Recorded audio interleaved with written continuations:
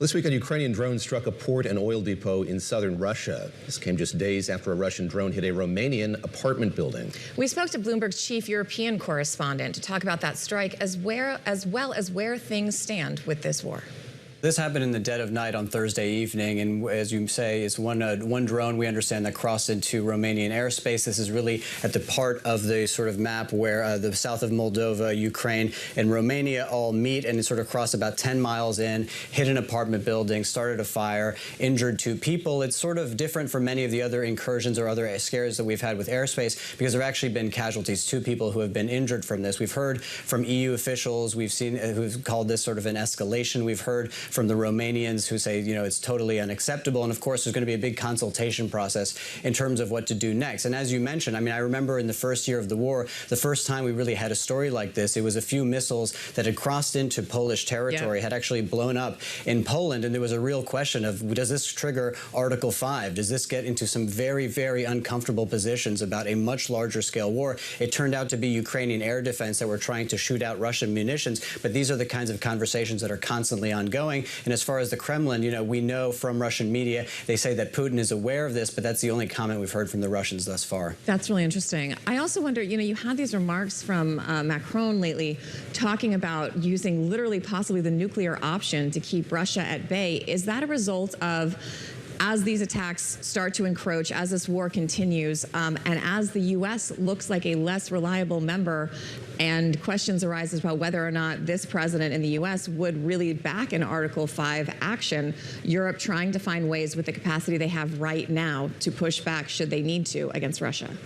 Yeah, so it's very much about Donald Trump, his commitment to NATO, and really sort of getting through some sort of Plan B, some Plan B options, because the Europeans, broadly speaking, have all lived under the American nuclear umbrella for the last several decades. And the only sort of nation within Europe that really has a full sovereign control over their nuclear arsenal is France. Of course, the UK has weapons. They're dependent on the United States in order to be able to deploy them. The French nuclear umbrella is really the only fully robust sovereign European umbrella. So there have been some very, again, uncomfortable discussions. And this was after Macron gave this big speech in a big sort of hall with this nuclear submarine in the north of France. And there are now very active discussions between France and other neighboring countries in the EU about deploying potentially French nuclear weapons on a rotational basis with a number of different countries. So, of course, this is all about, you know, safeguarding European defense and trying to get that deterrence off. No one wants to talk about it as a sort of Plan B. They talk about it sort of in addition to the nuclear umbrella of the United States, because you don't want to scare off the United States. But this is the very present concern within the leaders of Europe.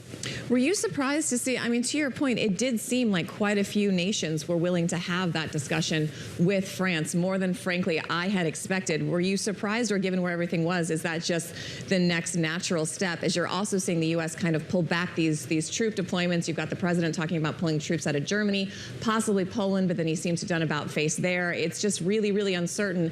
And I know the Europeans are gearing up and trying to contribute more to their defense, but they're not there yet. And is that why this seems to be a viable, as you said, maybe not Plan B, but C and a backstop? I think that if you had asked them about a year ago, you know, in the early stages of the Trump presidency, they probably wouldn't have been able to sign up to it, wouldn't have done so publicly, wouldn't have talked as openly about it. But I think that after having been tested for a year and a half in terms of what this Trump foreign policy looks like, what it looks like when it comes to NATO, all the great discomfort we've had over the last year and a half over the question of Greenland, there has been basically no alternative. There needs to be a more open and frank discussion. And many of the people that you interview, many of the defense ministers I've spoken to, foreign ministers that I speak to, a lot of people don't want to say these parts out loud because, again, you don't want to upset the Trump administration. That's kind of the catch-22 they're in, but there's a certain point you just can't ignore it. And when it comes to defense and security, what is more important to that? And I think that that's the point that they got to, these European leaders, and having to face that reality finally. To that end, you also had Ukrainian President Volodymyr Zelensky saying this week to the EU that half membership, partial membership is not enough, given how much Ukraine is contributing to the defense of Europe. How was that received? Yeah, so this is a really complex debate in terms of how Ukraine gets into the European Union. And there are so many layers of politics on this, because obviously there are other countries that are also in line ahead of Ukraine. Some member states of the European Union want them to be able to sort of leapfrog them and sort of get in there because there's much more urgency. Of course, there's some pushback then from others. Of course, bringing in a nation to the European Union that is currently actively at war comes with all of its other issues. So there were these sort of ideas of potentially associate membership, which would give you some of the privileges of being part of the EU. You would attend attend all of the sort of meetings. You could have access to some of the funding. Potentially they can do something with the sort of single market to try to boost the Ukrainian economy. And there would obviously be some advantages to that. But what we've heard from President Zelensky is saying, listen, we don't want to do any half measures here. And you can get into some of the reasons of why that is. I think that one of the main ones, and this is sort of speculation on my part, but I think it's sort of sound in terms of the reasoning, is that he doesn't want to be stuck in this limbo where you get this sort of Ukraine's partial membership. It stays like that for years and years and years. He said, listen, we've put all of this out here. The Europeans refer to us as the sort of steel porcupine that sits between Russia and the European Union. For him, he's thinking not just about the next couple of years and being able to conduct this war and the economic benefit of partial membership. He's thinking about the decades to come in which orbit the Ukrainians will set into the future. And I think he's willing to bet all of that in getting full EU membership. Yeah, I'd imagine especially as NATO membership looks more complicated because of those Article 5 complications, because it's hard enough to join the EU with a nation at war, but with Ukraine actively at war, even supporters of Ukraine are reticent to give them full membership in NATO at this moment. I do want to ask you about how the war is going. This is the first week I've seen multiple analysts, watchers of this conflict, start to say that it's possible Ukraine actually has the upper hands. I don't know if that's accurate, but I do want to play you some sound from our colleague David Gura's interview with David Petraeus. We have not remotely learned all the lessons we should have from the war in Ukraine. That is the future of war right now. It's a war in which one side alone, Ukraine, is using 10,000 drones a day. 90% of the casualties on the Russian side are caused by drones. Tanks can't maneuver anymore. They can't survive. Armored vehicles, you can't even drive vehicles in the death zone, which is 35 kilometers on either side of the front lines, which aren't even lines anymore because drones can fly into trenches and kill people. So I want to ask you, when it comes to Ukraine's drone technology and what they have been able to do in this conflict, is it a game changer? And is it a game changer when it comes to what the potential settlement will be at some point between these two nations? I mean, it's completely a game changer. I mean, it is the new face of warfare. And I think for all of the objections that the United States has in terms of supporting Ukraine and this, that, and the other, the United States obviously has been active in this conflict in some sort of more tacit ways. It certainly is gaining a huge amount of knowledge and data about what's going on the ground. And of course, the future of warfare really is all about these drones and interconnected systems.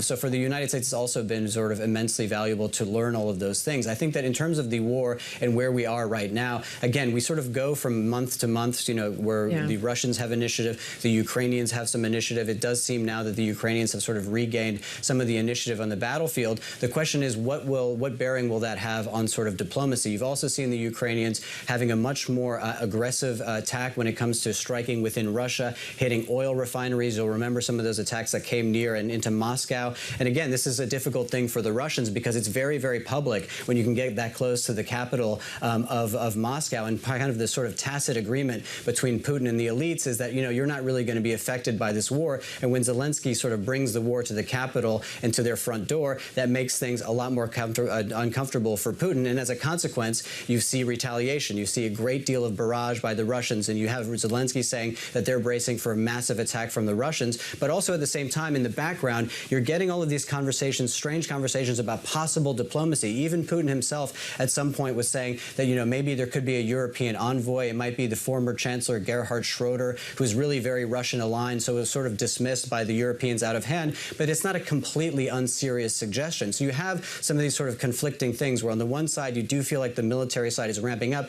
and yet in the background, you do have some of these conversations that could be interpreted as making sort of some kind of progress on the diplomatic front. Before I let you go, quickly, what is the mood inside Russia? I am also reading and hearing more that, to your point, the elites, the people around Putin, are starting to finally feel the repercussions of this war. At some point, does he feel this pressure? What is it like inside the Kremlin right now?